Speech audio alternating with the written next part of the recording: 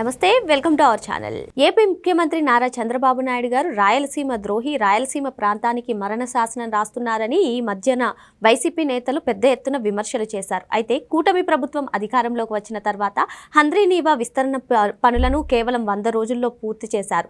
ఈ హంద్రీనీవా ద్వారా ఇప్పుడు రాయలసీమ ప్రాంతానికి ఎన్నడూ లేని విధంగా నీరు అందినట్టుగా కూడా తెలుస్తుంది. మరి మొత్తానికి రాయలసీమ ద్రోహి ఎవరు తెలుసుకునే ప్రయత్నం చేద్దాం. దీన్ని విశ్లేషించడానికి మనతో పాటుగా ఉన్నారు ప్రముఖ ఆర్థిక, రాజకీయ, సామాజిక విశ్లేషకులు అప్పసాని రాజేష్ గారు. నమస్తే సార్. నమస్కారం. కూటమి ప్రభుత్వం అధికారంలోకి వచ్చిన తర్వాత హంద్రీనీవా విస్తరణ కేవలం 100 రోజుల్లోనే చేసి ఇప్పుడు రికార్డు స్థాయిలో నీరు అందించినట్టుగా కూడా తెలుస్తుంది సార్. ఆఖరికి వైసీపీ నేతలందరూ కూడా ఈ విస్తరణ పనులు మా హయాంలోనే మొదలు పెట్టామని చెప్పారు. మరి ఈ రాయలసీమ లిఫ్ట్ ఇరిగేషన్ ప్రాజెక్టు గురించి కూడా చంద్రబాబు నాయుడు గారి పైన ఎన్నో విమర్శలు చేశారు. మరి వాస్తవాలు ఇలా కనిపిస్తున్నటువంటి నేపథ్యంలో రాయలసీమ ద్రోహి అని చెప్పి చంద్రబాబు నాయుడు గారిని అనడం ఎంతవరకు కరెక్ట్ అంటారు? హంద్రీనీవా గురించి మీ అభిప్రాయం? ఇప్పుడు వాస్తవంగా ఎన్టీ రామారావు గారు ఆంధ్రప్రదేశ్ రాష్ట్ర ముఖ్యమంత్రిగా పదవి బాధ్యతలు చేపట్టే నాటికి అత్యంత దుర్భిక్ష ప్రాంతంగా రాయలసీమ ఉండేది. అదే సందర్భంలో ఫ్యాక్షనిజం తోటి శాంతి భద్రతలు కొరవడి నిరక్షరాస్యత నిరుపేదలతోటి రాయలసీమ నిండి ఉండేది. అటువంటి స్థితి నుంచి అప్పట్లో చెన్నై తాగునీటి అవసరాల రీత్యా కృష్ణానది నుంచి 15 టీఎంసీలు తరలించాలి అని చెప్పని బచావత్ ట్రిబ్యునల్ ఇచ్చిన అవార్డు మేరకు మహారాష్ట్ర, కర్ణాటక, ఉమ్మడి ఆంధ్రప్రదేశ్, అప్పటికి ఆంధ్రప్రదేశ్ రాష్ట్రమే ఉండేది. ఈ 3 రాష్ట్రాలు ఒక్కొక్క రాష్ట్రం కోటా నుంచి 5 టీఎంసీలు చొప్పున చెన్నై తాగునీటి అవసరాల కోసం బచావత్ ట్రిబ్యునల్ కేటాయింపు చేస్తూ ఇచ్చిన ఉత్తర్వుల మేరకు తమిళనాడు ప్రభుత్వ సహకారంతో ఎన్టీ రామారావు గారు ముఖ్యమంత్రిగా, తమిళనాడుకి ఎంజీ రామచంద్రన్ గారు ముఖ్యమంత్రిగా కొనసాగుతున్న రోజుల్లో మొట్టమొదటిగా శ్రీశైలం ప్రాజెక్టు నుంచి చెన్నైకి తాగునీటి అవసరాల రీత్యా 15 టీఎంసీలు తరలించే ప్రాజెక్టు ప్రతిపాదన వచ్చింది. అలా వచ్చిన సందర్భంలో ఎన్టీ రామారావు గారు శ్రీశైలం నుంచి చెన్నై తాగునీటి అవసరాలకి కృష్ణా జలాన్ని తరలించే క్రమంలో మా రాష్ట్రంలో వెనకబడి ఉన్న రాయలసీమ ప్రాంత ప్రజలు, నెల్లూరు జిల్లా ప్రజలకి కూడా నీటి సౌకర్యం కలిగించాలనే ఉద్దేశంతో ఆయన చెన్నై తాగునీటి అవసరాలతో కూడిన తెలుగుగంగ ప్రాజెక్టు ప్రతిపాదించారు.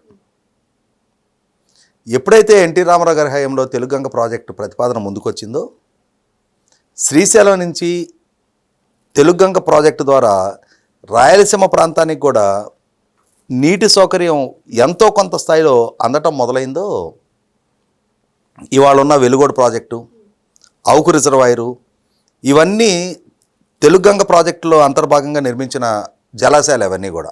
అవే చివరికి కండలేరు నుంచి చెన్నై వరకు తాగునీటి అవసరాలు రీత్యా. అదే క్రమంలో చాలా దుర్భిక్ష రాయలసీమ ప్రాంతాలకి తాగునీటికి, సాగునీటికి ఈ శ్రీశైలం నుంచి కృష్ణానది జలాల తరలింపు ద్వారా సాధ్యపడింది.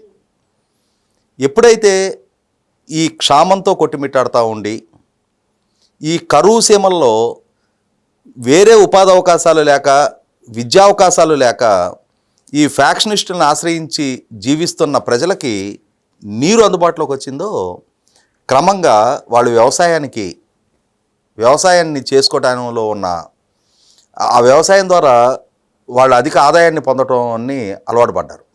ఎప్పుడైతే వ్యవసాయాన్ని అధిక ఆదాయం పొందారో వాళ్ళ పిల్లలను చదివించుకోవడానికి అలవాటు పడ్డారు.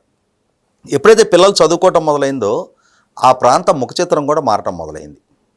అప్పుడు రాయలసీమ ప్రాంతానికి నీరు గనక అందించిన పక్షంలో ఆటోమేటిక్గా అక్కడ సామాజిక స్థితిగతుల్లో కూడా మార్పులు వస్తాయని చెప్పని భావించిన ఎన్టీ రామారావు గారు హంద్రీనీవా సుజల స్రవంతి, గాలేరు నగరి ప్రాజెక్టులు కూడా ఎన్టీ రామారావు గారే శంకుస్థాపన చేశారు.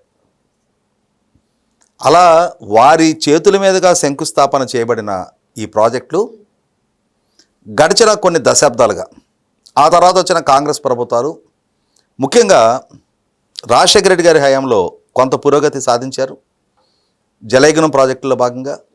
ఆ తర్వాత ముఖ్యంగా 2014లో రాష్ట్ర విభజన జరిగిన తర్వాత విభజిత రాష్ట్రానికి తొలి ముఖ్యమంత్రిగా పదవి బాధ్యతలు చేపట్టిన చంద్రబాబు నాయుడు గారు ఆయన హయాంలో రాయలసీమ ప్రాంతానికి అత్యధిక ప్రాధాన్యత ఇస్తూ 2014-19 మధ్యకాలంలో సుమారుగా ఇరిగేషన్కి ప్రాజెక్టులకు కానీ అలాగే నీరు చెట్టు ప్రోగ్రాం కింద చెరువులు కుంటల నిర్మాణాలకు కూడా కలుపుకొని ఓవరాల్గా ఆ 5 సంవత్సరాల టెన్యూర్లో 68,500 కోట్ల రూపాయలు ఖర్చు పెట్టడం జరిగింది. అంటే ఆన్ అండ్ యావరేజ్ ప్రతి సంవత్సరం 13,700 కోట్ల రూపాయలు ఒక్కొక్క సంవత్సరానికి ఇరిగేషన్ రంగానికి ఖర్చు పెట్టడం జరిగింది. అందులో ప్రధానంగా రాయలసీమ ప్రాంతానికి ఆ 5 సంవత్సరాల టెన్యూర్లో 12,500 కోట్ల రూపాయలు ఖర్చు పెట్టడం జరిగింది.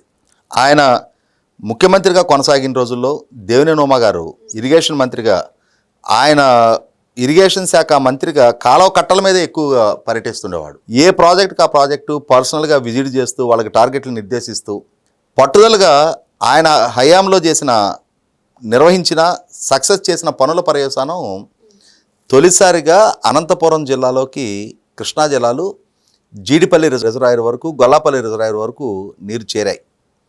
అలా చేరిన పర్యవసానమే కియా లాంటి ప్లాంట్ కూడా వాళ్ళకి నీటి సౌకర్యం అందుబాటులోకి వచ్చి అత్యంత దుర్భిక్ష అనంతపూర్ జిల్లాలో lowest rainfall in the country, second lowest rainfall in the country, Jaisalmer తర్వాత అతి తక్కువ వర్షపాతం ఉన్న జిల్లా అనంతపూర్ జిల్లా. ఆ జిల్లాకి కూడా కృష్ణా జలాలు అందటం జరిగింది. ఇటువంటి పరిస్థితుల్లో ఇప్పుడు మళ్ళీ తిరిగి 2024లో చంద్రబాబు నాయుడు గారు అధికార బాధ్యతలు చేపట్టిన తర్వాత ఈ మధ్యకాలంలో జగన్మోహన్ రెడ్డి గారు కూడా 5 ఏళ్ళు ముఖ్యమంత్రిగా కొనసాగారు. ఇక్కడ ఒక అంశం గమనించుకోవాలి. 2014-19 మధ్య ముఖ్యమంత్రిగా పనిచేసిన చంద్రబాబు నాయుడు గారు, 2019-24 మధ్య ముఖ్యమంత్రిగా కొనసాగిన జగన్మోహన్ రెడ్డి గారు, వారిరువురు రాయలసీమ వాసులే. అయినా సరే 2014-19 మధ్య రాయలసీమ ప్రాంత ఇరిగేషన్ ప్రాజెక్టులకి, రాయలసీమ ప్రాంత మైక్రో ఇరిగేషన్కి ప్రాధాన్యత ఇచ్చిన చంద్రబాబు నాయుడు గారు 90% సబ్సిడీతో 17 లక్షల ఎకరాలకు డ్రిప్ పరికరాలు ఇచ్చారు ఆయన. అలాగే అక్కడ ఇండస్ట్రియలైజేషన్ కూడా చాలా ప్రాధాన్యత ఇచ్చారు. ఆ ప్రాంతంలో విద్యాలయాల ఏర్పాటుకు కూడా ఐఐటి, ఐజర్, సెంట్రల్ యూనివర్సిటీ లాంటి, ఉర్దూ యూనివర్సిటీ లాంటి సంస్థలన్నీ కూడా రాయలసీమ ప్రాంతంలోనే ఏర్పాటు చేయించారు. అయినా సరే రాయలసీమ వాసులు చంద్రబాబు నాయుడు గారి కన్నా జగన్మోహన్ రెడ్డి ఇంకా అభివృద్ధి చేస్తాడని ఒక నమ్మకంతో 52 సీట్లు ఉన్న రాయలసీమలో 49 సీట్లు జగన్మోహన్ రెడ్డి కట్టబెట్టారు. మరి అంతటి నమ్మకం రాయలసీమ తన మీద కనపరిచినప్పుడు మరి 12,500 కోట్లు ఆయన రాయలసీమ మీద ఖర్చు పెడితే ఈయన కనీసం 20,000 కోట్లైనా ఖర్చు పెడతాడు.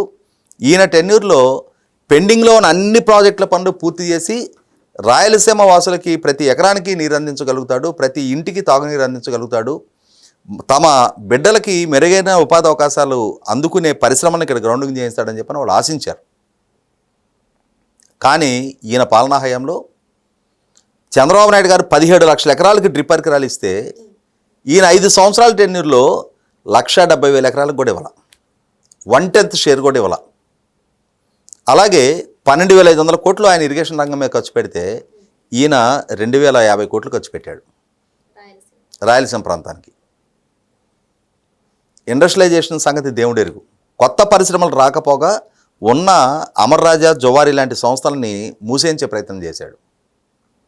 ఇటువంటి స్థితిలో మళ్ళీ తిరిగి ప్రజలు మొన్న 24లో జరిగిన ఎన్నికల్లో 52కి 45 స్థానాలు ఎన్డీఏ కూటమి కట్టబెట్టి జగన్మోహన్ రెడ్డిని 7 స్థానాలకు పరిమితం చేశారు. తాము చేసిన తప్పుని తామే చక్కదిద్దుకున్నారు.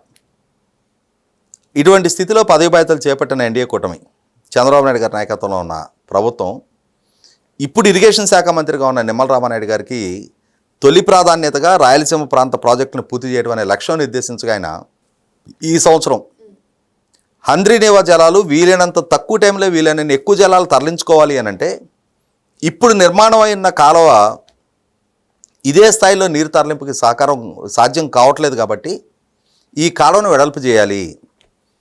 వెడల్పు చేయడం కోసం 3,800 కోట్ల రూపాయలు కేటాయించి ఆ 3,800 కోట్ల రూపాయల పనులు కేవలం 100 రోజుల్లో పూర్తి చేశారు. అంటే అన్ని ప్రొక్లైనర్లు పెట్టారు, ఎక్కడికక్కడ కాలువ వెడల్పు చేశారు. కాలువ వెడల్పు చేస్తూ దానికి లైనింగ్ ప్రక్రియ కూడా కొనసాగించుకుంటూ వచ్చారు. దాంతో ఈ సంవత్సరం ప్రభుత్వం సాధించింది ఏంటి అంటే ఎప్పుడో 2021-22 సంవత్సరాల్లో 252 రోజుల్లో 40.01 టీఎంసీ నీళ్లు హంద్రీనేవా ద్వారా తరలించారు. కానీ ఈ సంవత్సరం ఇప్పటికీ 191 రోజుల్లో 40.31 టీఎంసీలు తరలించగలిగారు. అంటే ఇంకొక 2 నెలలు ఉంది అనగానే ఇప్పుడు కూడా ఇంకొక 2 నెలల అవకాశం ఉంది. ఈ 2 నెలల కాలంలో ఇంకొక 10 టీఎంసీలు తరలించాలి అని చెప్పని లక్ష్యం నిర్దేశించుకున్నారు.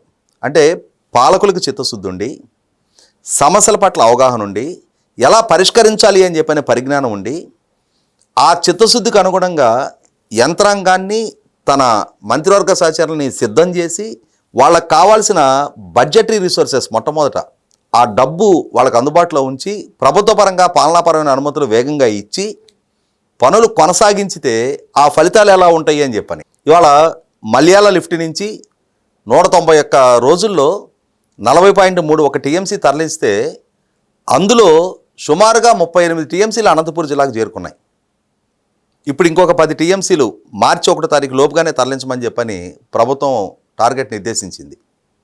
ఎందుకంటే మల్యాల దగ్గరకు వచ్చేటప్పటికి ఏంటంటే డెడ్ స్టోరేజ్ నుంచి నీరు తరలించడానికి ఆస్కారం ఉంది. మీరు ప్రస్తావించిన రాయలసీమ లిఫ్ట్ ఇరిగేషన్, ఇక్కడ గమనించుకోవాల్సింది ఏంటంటే చంద్రబాబు నాయుడు గారి ప్రభుత్వం 798 అడుగుల శ్రీశైలం డెడ్ స్టోరేజ్ లెవెల్ నుంచి కూడా నీరు తరలించుకోవడం కోసం అని చెప్పని ముచ్చుమర్రి లిఫ్ట్ ఇరిగేషన్ ప్రతిపాదన తీసుకొచ్చింది. అలా తీసుకొచ్చిన ముచ్చుమర్రి లిఫ్ట్ ఇరిగేషన్ ప్రతిపాదన మరింత విస్తృతంగా హంద్రీనవాకు కూడా లింకప్ చేస్తే తద్వారా కర్నూలు, రాయలసీమ ప్రాంతాలకి, మిగిలిన రాయలసీమ ప్రాంతాలకు కూడా నీరు సక్రమంగా సకాలంలో చేర్చడానికి వీలవుద్దనే ఉద్దేశంతో అక్కడ మోటార్ల స్థాయిని పెంచాలని చెప్పని ప్రభుత్వం ప్రతిపాదిస్తే ఆ ప్రాజెక్టు కనుక అమల్లోకి వస్తే అది చంద్రబాబు నాయుడు గారు ప్రారంభించిన ప్రాజెక్టు కాబట్టి ఆ క్రెడిట్ ఆయనకి వెళ్ళొద్ది అనే ఉద్దేశంతో జగన్మోహన్ రెడ్డి సంకుచిత స్వభావంతో అక్కడ ఆల్రెడీ ఆన్గోయింగ్ ప్రాజెక్ట్ అది, ఆ ప్రాజెక్టు దగ్గర ఆ ప్రాజెక్టు కోసం కాలువ విస్తరణ చేసిన, ఆ ప్రాజెక్టు కోసం అదనపు పంపులు ఏర్పాటు చేసిన వేరే రాష్ట్రాల నుంచి అభ్యంతరం రావడానికి ఆస్కారం ఉండేది కాదు.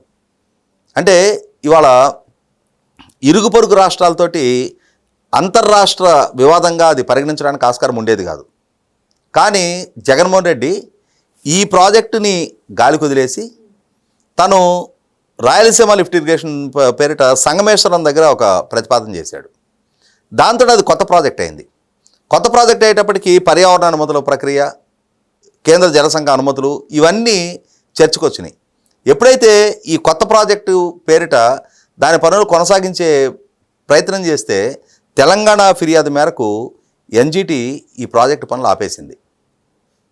అంటే కేవలం ఒక ఆన్గోయింగ్ ప్రాజెక్టు సకాలంలో పూర్తి చేసి రాయలసీమ ప్రాంతానికి నీళ్లు ఇవ్వటం అనే లక్ష్యంతో కాకుండా తనది అనేది ఒక ముద్ర ఉండాలి అని చెప్పిన సంకుచిత స్వభావంతో జగన్మోహన్ రెడ్డి చేసిన పర్యవసానం ఇవాళ ఆ ప్రాజెక్టు అంటే దాన్ని ఎక్స్పాన్షన్కి వెళ్ళాల్సిన ప్రాజెక్టు అక్కడే ఆగిపోయింది. అది ఈ ప్రాజెక్టు కొనసాగించలేకపోయాడు. దాంతో ఆ ఫలాలు ఇప్పటికీ అందాల్సిన స్థాయిలో రాయలసీమ ప్రజలకు అందలేకపోతూ ఉన్నాయి. అయినా సరే ఈ కాలువ విస్తరణ ద్వారా ఈ సంవత్సరం సుమారుగా శ్రీశైలం నుంచి 700 కిలోమీటర్ల దూరంలో ఉన్న కుప్పం ప్రాంతానికి కూడా కృష్ణా జలాలు తరలించగలిగారు. అది ఒక కార్యదక్షుడైన పాలకుడు, కార్యదక్షత, సమర్థత, అంకితభావం, చిత్తశుద్ధి కలిగిన యంత్రాంగం, ఆ విధమైన బాధ్యతాయుతంగా ఫీల్ అయ్యే మంత్రులు, వాళ్ళు అంటే ఆ ప్రాజెక్టుని ఆ ఎగ్జిక్యూషన్ చేసే ప్రాసెస్ ఇంత డెడికేటెడ్గా ఉన్నప్పుడు ఫలాలు ఈ విధంగా ఉంటాయి. కాబట్టి వాళ్ళ రాయలసీమ ప్రజలు కూడా రియలైజ్ అవుతూ ఉన్నారు. తమ పట్ల, తమ ప్రాంత సమస్యల పట్ల, తమ బిడ్డల భవిష్యత్తు పట్ల చిత్తశుద్ధి, అంకితభావం కలిగిన పాలకులు ఎవరు? కేవలం రాజకీయంగా ప్రచారార్భాటం కోసం అని చెప్పని పూర్తిగాని ప్రాజెక్టులని జాతికి అంకితం చేస్తున్నాము అని చెప్పని 2024 మార్చి 18 కోడ్ ఆఫ్ కండక్ట్ అమల్లోకి రాబోతుండగా మార్చి మొదటి వారంలో వెలుగొండ దగ్గర ఒక సభ ఏర్పాటు చేసి, ప్రాజెక్టు నుంచి దూరంగా సభ ఏర్పాటు చేసి, ఎందుకంటే ప్రాజెక్టు దగ్గర సభ ఏర్పాటు చేస్తే ఆ ప్రాజెక్టు పూర్తి కాని సంగతి ప్రజలకు తెలుసుది కాబట్టి అని చెప్పని ఇంకా 3,500 కోట్ల రూపాయల పనులు పెండింగ్ ఉండగానే ప్రాజెక్టు పూర్తి చేశాము, ఈ ప్రాజెక్టును జాతికి అంకితం చేస్తున్నాము అని చెప్పని ప్రకాశం జిల్లా ప్రజలని మభ్యపెట్టి మోసం చేయడానికి జగన్మోహన్ రెడ్డి చేసిన ప్రయత్నం ఇవాళ ఈ ప్రభుత్వం అధికారంలోకి వచ్చిన తర్వాత ఇప్పటికీ ఈ 19 నెలల కాలంలో 1,500 కోట్లకు పైగా ఖర్చు పెట్టారు. ఇంకొక 2,000 కోట్ల రూపాయలకు పైగా పనులు పెండింగ్ ఉన్నాయి. వాటిని కూడా పూర్తి చేసి ఈ 2026 రబీ నాటికి ఆ ప్రాజెక్టును కూడా అసలు సిసల జాతికి అంకితం చేయాలి అని చెప్పని చంద్రబాబు నాయుడు గారి ప్రభుత్వం సంకల్పిస్తూ ఉంది. అది ప్రకాశం మెట్ట ప్రాంతాలైనా, నెల్లూరు మెట్ట ప్రాంతాలైనా, అలాగే రాయలసీమ ప్రాంతాలైనా, ఆ ప్రాంతాల్లో ఉన్న తక్కువ నీటి లభ్యత దృష్ట్యా ఆ ప్రాంతాన్ని కూడా సస్యశ్యామలంగా మార్చాలి. అక్కడ కూడా పారిశ్రామికీకరణ పెరగాలి. అక్కడి నుంచి కూడా వలసలు నివారింపబడాలి అని అంటే ఆ ప్రాంతం పట్ల అవగాహనతో, ఆ ప్రాంతం పట్ల మమకారంతో పనులు చేసే చంద్రబాబు నాయుడు గారి ప్రభుత్వానికి కేవలం ఎన్నికల కోసం, ప్రచార ఆర్భాటం కోసం తాను చాలా చిత్తశుద్ధితో అంకిత భావంతో ఆ ప్రాంతానికి పనిచేస్తున్నానని చెప్పని పోర్ట్రేట్ చేసుకున్న జగన్మోహన్ రెడ్డి పాలనకి మధ్య ఉన్న వ్యత్యాసాన్ని రాయలసీమ ప్రజలు 2024 ఎన్నికల్లోనే రిలీజ్ అయ్యారు. 2029లోనైనా సరే జగన్మోహన్ రెడ్డికి చంద్రబాబు నాయుడు గారికి మధ్య ఉన్న వ్యత్యాసాన్ని ఆ రాయలసీమ ప్రజలు చాలా స్పష్టంగా రిలీజ్ అవుతారు. మరో అంశంతో మళ్ళీ కలుద్దాం. Thank you sir.